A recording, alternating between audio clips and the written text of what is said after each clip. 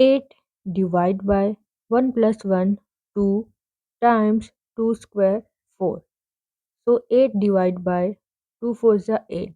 8 divided by 8 which is 1. But this is the wrong value. So we solve this expression by using PEMDAS rule.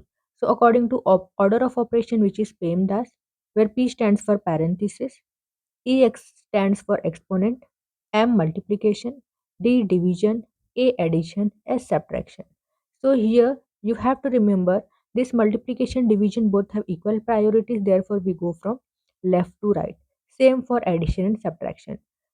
So here we first solve this parenthesis part, then second is this exponent, then this division part. 8 divided by 1 plus 1 which is 2. Then we'll solve this part exponent part. So 4. Then here as you know division multiplication both has equal priority, therefore we go from left to right. First we'll solve this one. So here comes 2 4s are 8 times 4. 4 into 4 which is 16. 16 is the correct value for this expression.